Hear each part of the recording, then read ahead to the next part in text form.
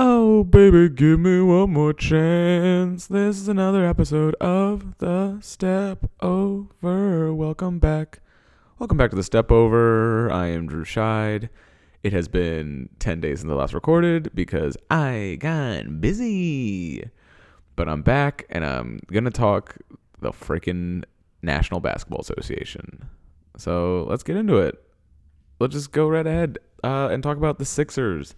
It is March 13th, and the Sixers are about to play in 3 hours. I was thinking it would be later, but daylight savings time has messed up my whole day. And messed up my whole day, man. Oh, I was going to do that an hour earlier, but it's an hour later. Just messed up everything, bro. Hopefully we can get a comeback win over the Orlando Magic, which I'm pretty confident we will, but man, yeah, let's just quickly go over a pretty brutal loss. I'm so glad I was going to record right before the Brooklyn game on the 10th, but I'm pretty glad I didn't. I was pretty hyped during the day because I saw a cool video that Bleacher Report posted. Maybe I'll put it in the comments, but it was like a Bleacher Report video where it was just like, it's dreams and nightmares with video of Harden and Embiid. And I mean, that will get me hyped.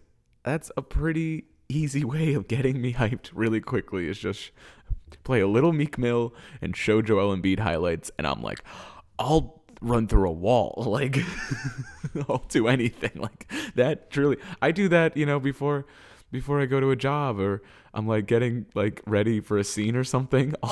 That's what I do is watch Joel Embiid videos, and I'm just like, yeah, I can do this. I'm that guy. But the city was not that guy. This last Wednesday, I honestly don't blame Joel, because I will never blame Joel. I will defend him till he dies, or until I die, and he's just amazing. But the vibes were so off all day, and just the sheer just the anger that came along. I think it just kind of goes to show that like when you show up to a thing with malice, like if you have hate in your hearts and you want to win a game to prove someone else wrong, like obviously, yeah, I'm mad at Ben Simmons. I don't like Ben Simmons, but also like go to a basketball game because you want to see two of the best athletes of all time, or really for the Brooklyn game, four of the best athletes of all time to ever play the sport of basketball. Joe, Kyrie, KD, and James are four of the greatest to ever play the sport. So it's like, go and have fun and watch these guys and root for your team, and just go for the joy of watching your team beat another great team, not to prove some guy wrong or whatever, just to call him a baby and this and that. It's like, yeah, I'm mad, and yeah, I would have chanted F Ben Simmons, but I don't know, to show up like the guy who dressed up as the baby, the people who were like screaming behind the bench the whole time, who paid thousands of dollars just to yell at him and not even watch the game, people who were still chanting when we were down by 30. It's like, that's embarrassing. Thank you, Rona. If you heard that on the mic, that's my dog, Rona, biting at my hands and sneezing and stuff. She's also upset with Ben and how the rest. I honestly, I didn't even. I was so depressed. I watched the first quarter of that game, and me and my girlfriend had a friend over, and I was like, I'm gonna go pick up dinner, and so I went. I picked up P.F. Chang's, and then when I got back, we were just down by so much, and I just didn't even turn it back on. Kept checking incrementally, just kept like pulling out my phone and seeing what the score was and how bad it was, but I was not engaged after that first quarter, which thank goodness. But I'm pretty excited to watch. I just be good to get a bounce back win, and I'd honestly be surprised if James and Joel played tonight, because it's against the Magic, and it's like, we don't need to. I think right now it's all about like, yeah, who are we gonna play in the first round? I'm gonna look up the standings right now, NBA East standings. Even though I don't like that, or it's like hey, I lost these 2 games so I could play the Heat or whatever. I lost these so I could play that team. But I honestly don't even know how it works. What would 3 play? Right now we're the 3 seed. We are basically tied with Chicago. Wow, what a tight. It's pretty spectacular. Like if you're a fan right now and you just look at the top 5 teams in the East, it's like we all basically have the same record. 45-24 is what the Heat are at. Sixers are at 40-25. The Celtics 41-27. Like we're all 3 games back from this. The 5th seed is still 3 games back, and that's tied with the Bulls and the Sixers and the Bucks. It's pretty cool. It's just fascinating. Do I have anything else to say for the Sixers about that game specifically? No, it's just don't show up being a tool. We're not, I think, it's spiritual energy and energy in general, just they matter, or at least just intent really matters with a lot of stuff. And I just think our intentions were really poor as a fan base, and I don't know, that negative energy just carries. And I sound very like hippy dippy right now, and obviously that's not all of it, and there were probably a number of other things that happened, but it's like on top of it, that doesn't help.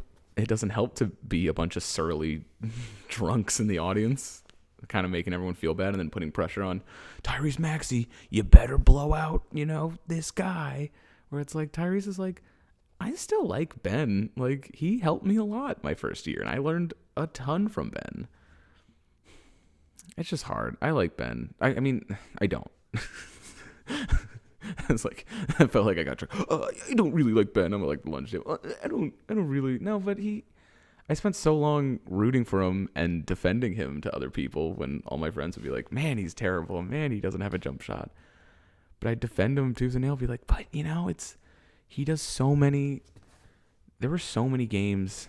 Some last year. There was that one Utah game where he put up 40, and then there was a game, definitely the season before. But there's been and many times when I've seen him live where I'm like, he's a top 15, top 10 basketball player right now. He does stuff that's pretty fantastic, and I just hope him the best, but it's just frustrating how the whole thing ended. And ideally, in a dream world, wouldn't it be awesome to have Ben, James, and Joe?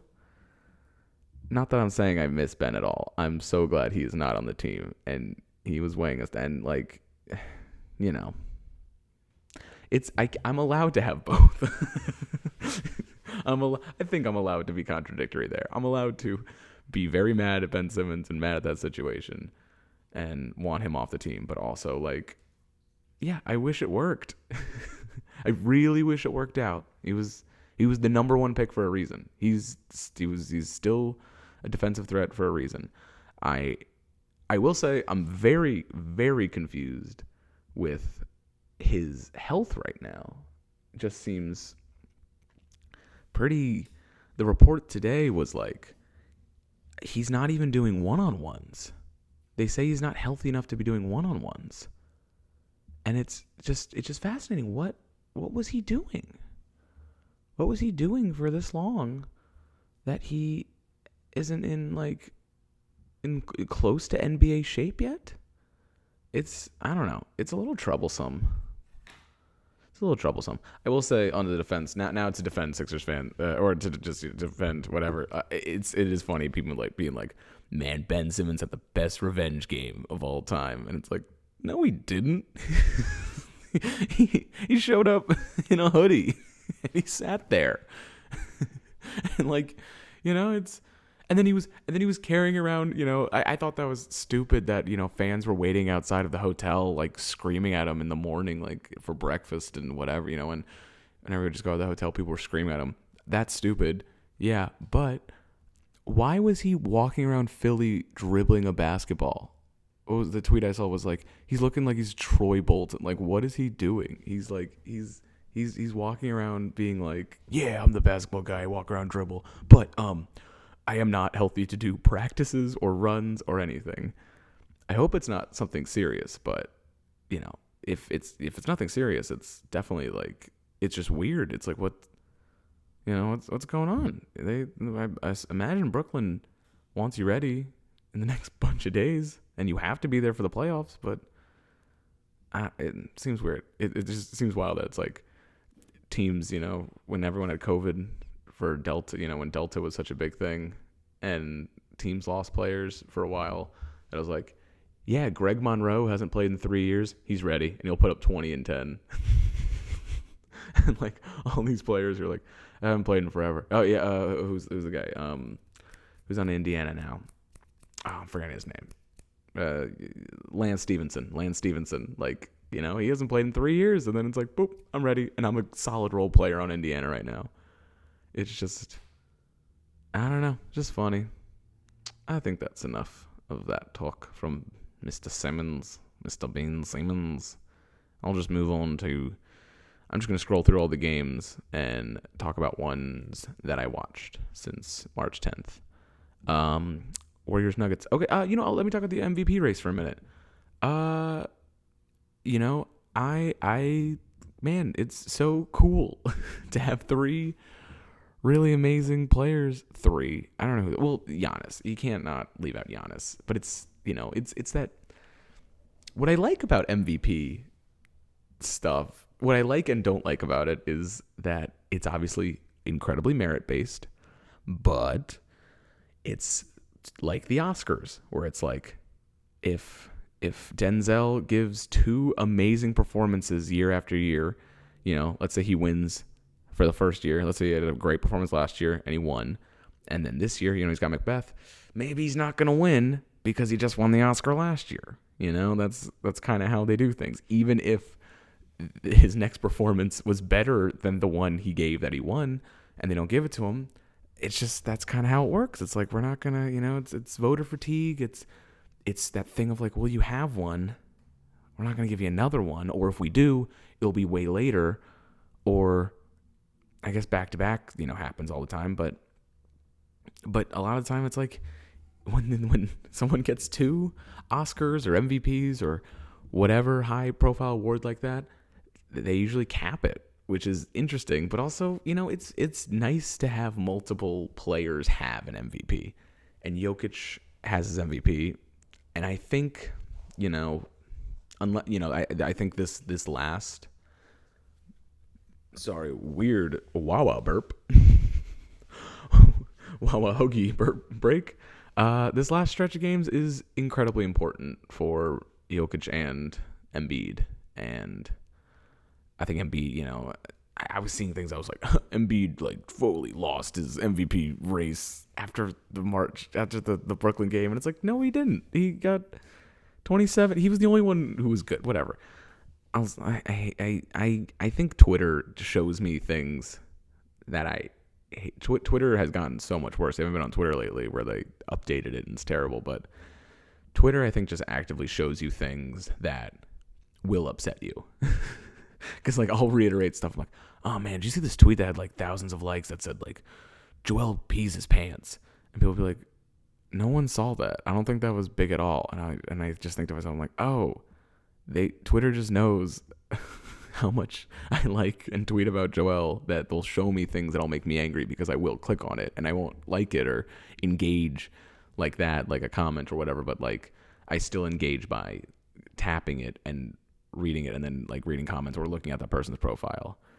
And my brain is mush now because of stupid stuff like that. I should delete that app.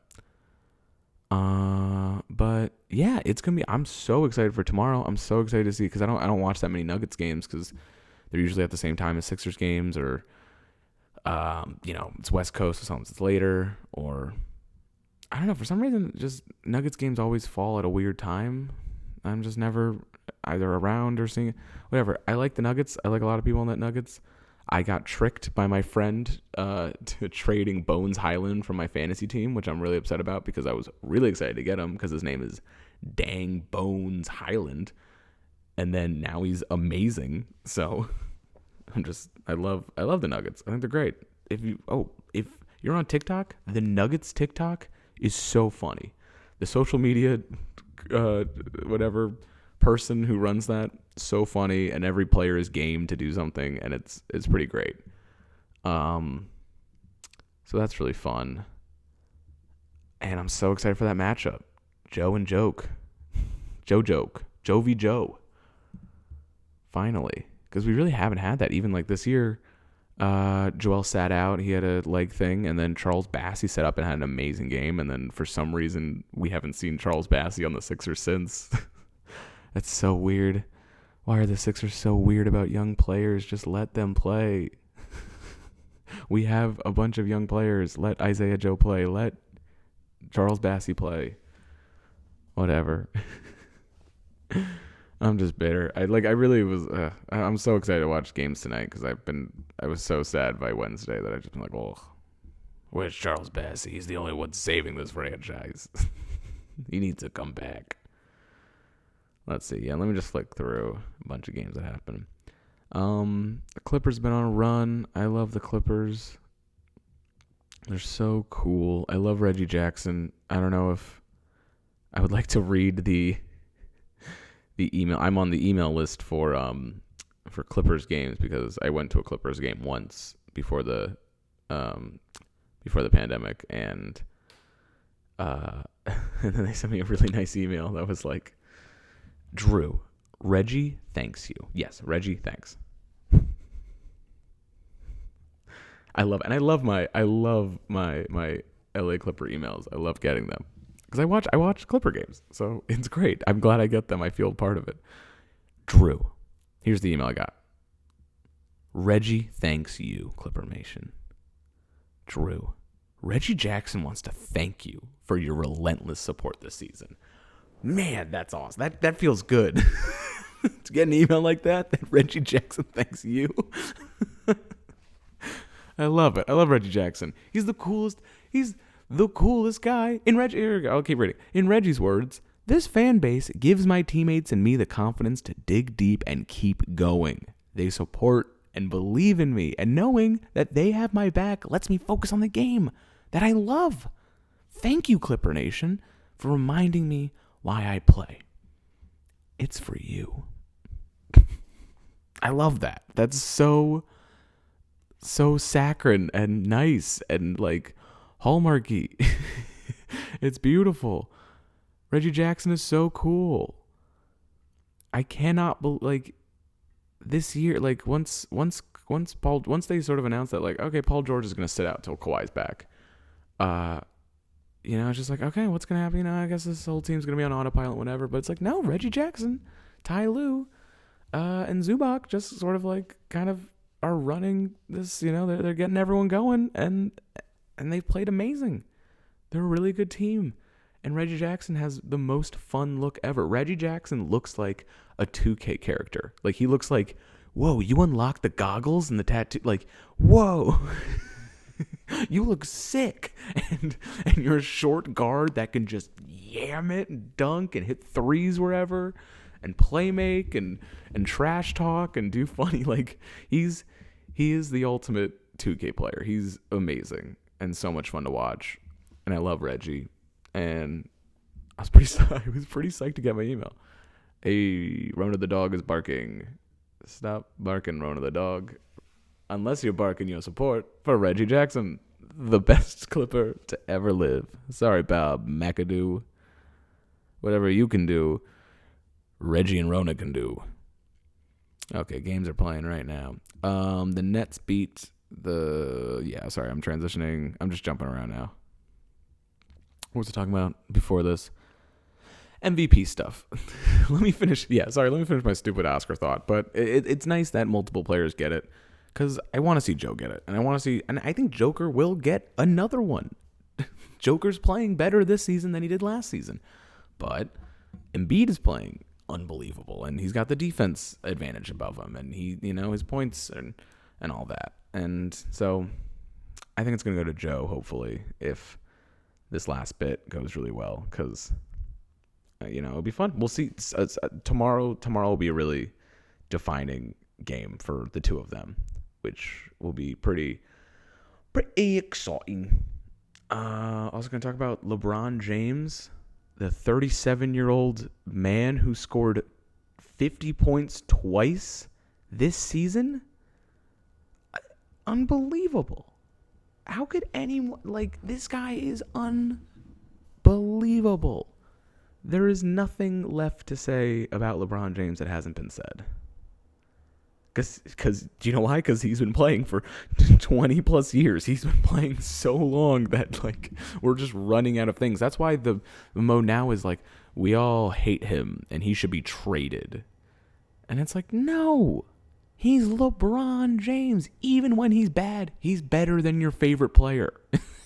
He's LeBron James. Nothing more to say. I if I had better editing skills, I'd stitch in the vine of that kid saying LeBron James over and over again. And that's all I have to say on that. And that's all I have to say on that. LeBron. Love him. Let's talk about the games that are playing today. The Nets just beat the Knicks. Everyone on Twitter is complaining about how Kyrie is not allowed to sit with the team. Or he's allowed to be there, but he's not allowed to play. But it's get vaccinated, folks. We here at the Stepover believe you should be vaccinated. So, that's my stance.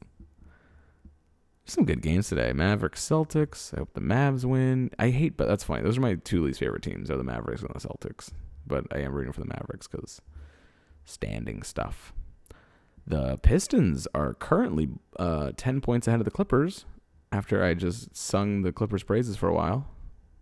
But the Pistons are cool. I've actually been watching a bunch of Pistons games because Cade Cunningham is really, really fun to watch.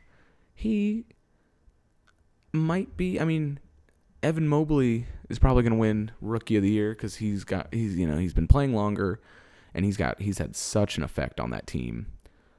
And they're going to be a playoff team, not entirely because of Evan Mobley, but Evan Mobley definitely turned the needle for that team to make them better than they are. So he's probably going to be Rookie of the Year. But man, Cade Cunningham is a cool player to watch. He's going to be really good in a couple of years.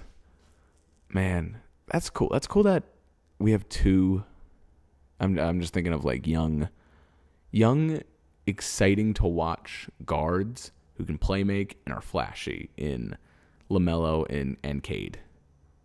Cade's not as flashy as LaMelo, but they're just fun visually to watch. And I'm excited. That's cool that they're beating the Clippers right now because Clippers are great. Though Clipper Nation all the way, baby. Always room for the Clips. Let's see later. Rockets, Pelicans, Grizzly, Thunder, Lakers, Sun at 9. That'll be fun. Fun in the Suns. Also overlapping everyone. Please be nice to Russell Westbrook, because who cares? Just let him live. He won't be on the team next year. Stop being mean to him. He's fine. I'm just looking at basketball news right now. Not a lot right now after the trade deadline. Oh, that was cool. Klay Thompson torched. I'm just reading that verbatim. Torched the Bucks last night with 38 points, 6 rebounds, 5 assists, a steal, and a block on 15 and 24. Basically shot 50% from the free, a little over 50% from the 3-point line. That's pretty sweet. 38 points. After getting dunked on by Giannis and then coming back and scoring 38, that's pretty cool. Love Klay. I'm trying to think. I had one more thing I was going to talk about besides MVP stuff. The game Pirtle is awesome. I was going to solve it on air, but I got it during my morning walk. That's been my daily thing is Gabe from Dunktown's game. Pirtle. Love. Shout out to Dunktown. My favorite basketball podcast. And yeah, Pirtle is so much fun. I play it every day. It's great. I was psyched that Shake Milton was the answer the other day. That was pretty fun. Love Shake. Do I have anything else to say? What a weird, boring episode. I feel like I just have such low energy from when, it just, I'm just excited. I'm excited to win. Basically, I like the the the Sixers losing on Wednesday really like blew a lot of the air out of my sails. It felt like. I'm also doing a lot of accents because I'm just slowly thinking about this team and how we need to beat Orlando. But yeah, it was good. It was good to lose, sort of. I wish it wasn't to that team. I wish it wasn't that bad, but we had to lose at some point, and I'll definitely wake up a lot of players like, hey, we gonna get good. It's also crazy how it feels like every single time Danny Green gets injured, the Sixers are pretty bad. How is Danny Green the glue holding this team together? He really is. In the playoffs last year, we were pretty fine. We were pretty fine against the Hawks, and then Danny Green got hurt, and it's like, okay, and then we lost. What if that was literally like in the future when the people really figure out, if analytics get to a point where it's like we can pinpoint the exact moment when the series was lost. We can pinpoint it wasn't Ben missing the dunk. It wasn't Doc's weird coaching and lineups. It was Danny Green not being a veteran presence on the floor. I love Danny. I loved all that. He was talking so much shit before the game. I knew that was all bad energy, but I did like the idea of everyone in the locker room playing with the trade generator, seeing what they could get for Ben Simmons on the Sixers. And everyone joking like, oh, I'm probably going to be packaged with him. Like Danny and stuff being like, oh, it's going to be me. Oh, no, it's going to be me. That's funny. That's a good bit. Oh, I'm going to talk about Batman real quick, and then I'll sign off, because Batman is sick. That's what I'll do before the end of the movie, because I'll just text my brother. We both saw it separately yesterday. I saw it yesterday with my girlfriend and her best friend, and it's the best 3-hour movie I've ever seen. And like at the credits, I wasn't even thinking about it during the movie, but like once the credits hit, I was like, that was the best superhero movie ever made. I don't think that's like an outlandish thing to say. And I'll try to do a quick ranking right now. I'll try to do a quick I'll do a top 5 because, I don't want to, there's some I like, but it's, we were just talking about like the flaws of Marvel movies where it's like, I loved Endgame. I love so many Marvel movies. I love,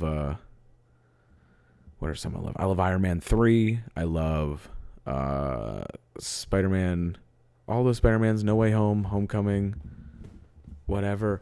But the thing with those movies is I had to see 20 years of movies to like really like them, to really get into them. I had to watch 20 years of movies. And I'm even going, like, I honestly didn't even think I was going to see the Batman in theaters because I'm so superhero movie fatigued because I've been seeing these movies every couple months since 2008, which is nuts to think about. What is that? That's 14 years? That's 14 years every couple months. $15 to see, dragging my mom on her birthday to go see Age of Ultron. I remember my argument on her birthday. Oh no, it was Mother's Day. It came out on Mother's Day, and she's like, "I don't want to see Age of Ultron." And I was like, and this is before all the Joss Whedon stuff came out about how much of a dickhead Joss Whedon is. Fuck Joss Whedon. But I was like, we love Buffy, and I was like, it's the Buffy writer. Like, it's gonna be just like Buffy the Vampire Slayer. You love Buffy, and I knew, like, no, it's not. I didn't know what the movie was really going to be, but I'm like, it's not going to be anything like Buffy the Vampire Slayer. She's not going to get any of this. But I just love those movies so much. I was just like, we got to go see every single one the day it comes out. And I'm so glad I did that. But, it's like, yeah, with all those movies I love Iron Man. I love The first Avengers. I love I love what's the one right before Endgame? Infinity War. And Doctor Strange I even like, even though most of that movie's bad. But there's just it's two of my favorite shows in the world right now are Barry and Search Party. If you've not seen Search Party, it's truly that is definitely my favorite show ever. Search Party is so wonderful and so good, so smartly written and acted, and it's such a, whatever. We're talking superhero movies, but my point is those shows put everything out there. Everything is on the page. Everything is left till the final. Like they're not like, well, let's save this for season 2. Okay, let's save this mystery for season 2. Okay, let's, this storyline could. No, everything is answered. Every question you have is answered at the end of that season. It's like, just go big or go home. What's the point of not leaving something on the page? Because it's like, oh, cool, we might explore this later. No, what if you never get another season? What if, whatever? Just let it all out there and then figure out, okay, now we get the opportunity to keep telling the story. Let's see where we go from here. It's like, that's exciting, and that is so much more fulfilling and gratifying for an audience member is that. It's truly wonderful seeing stuff like that. And honestly, that's how I feel about the Batman. There were many parts in that movie where I was like, this could be the ending, but they kind of kept going and they answered all this stuff, and like, sure, they teased like, oh, he meets this person in Arkham, but won't spoil, won't say what any specifics, but they obviously teased there could be more. But if there isn't another, Matt Reeves, Pattinson Batman, I'm fine. They left it all out there, and it was really wonderful. So let's do a quick top 5 of superhero movies. Now that I just went on a little rant, I'll even Google just to really. I'll do a loose one right now, but I'm going to Google just superhero movies in general, just because there's been so many. And I'm not going to count the shows, because I would, because your WandaVisions and your... I liked most of Loki. I thought it started slow, but I really liked Loki at the end. I'm really excited for Jonathan Majors being the new big bad. Like, that is pretty exciting. Jonathan Majors is wonderful. And that was... So, really excited for him to be in those movies. Just do a quick Google. Superhero movies. And I'm going to start my ranking with number 1, The Batman. That is 100%, I think, my favorite, superhero movie ever. It was amazing. And it was so much fun. Number 2 might have to be... Okay, number 2 is Into the Spider-Verse. Is the animated Lord and Miller movie directed by Peter Ramsey. Into the Spider-Verse. Into the Spider-Verse is number 2. Whatever. You know what? No, none of these are ranked, because this is just a top 5, because now I'm gonna get into semantics, because Spider-Verse is legitimately one of my favorite movies of all time. So okay, so yeah, it can't be. So okay, so I'll be 2. I'll just keep fighting with myself. This will take an hour if I'm really trying to break it down to what my top ranking is. But just gonna do general top 5. Spider-Verse, The Batman. I'm looking at these movies that are listed. I love that The Darkest Minds is listed as a superhero movie. Shout out Darkest Minds. I'm in The Darkest Minds. If you've not seen The Darkest Minds, I play Pepper Boy. Or no, I play Angry Teen? Angry Yelling Teen? I definitely have a scene where I yell at Skylar, and it's awesome. I love that movie. I love The Darkest Minds. It's a really good movie if you have not seen it. Unfortunately, it's in my 10. It does not crack the top 5. Darkest Minds sits at number 6 as my top 5 favorite superhero movies. Okay. Looking at the lists, just looking at a bunch. Guardians. I think I'm gonna have to put Guardians 2 on there, because Guardians, the first one, really affected me, and I loved it so much. but Guardians 2 is, I think, a better movie, has a better story, visually awesome. Yeah, okay, Guardians 2 I'll put up there, just as a rep for those. I'm not going to put Thor 3, even though I love Thor, and he's one of my favorites of Thor. Black Panther is on there because it's a freaking amazing movie with a beautiful score, and again, a beautiful story, beautifully written story, at least, and yeah, just so wonderful. So that's a good 4 right now. I like that. Okay, and then Dark Knight, and then honorable mention is the Keaton Batman and Darkest Minds. Okay, yeah, that's a good top 5. I'm proud of that. Is Spider-Verse, The Batman, Guardians 2, Black Panther, and The Dark Knight. I live with that. Those are the only 5 superhero movies I could watch forever. That's perfect. I like Iron Man's. Don't need them. Captain America, yeah, whatever. I like it fine. And then I got Spider-Verse, so I don't need any of those Spider-Men. I like Spider-Verse more than any of the other Spider-Man. And I loved No Way Home, but the difference between, like, it's like, people are like, No Way Home's amazing, No Way Home's amazing.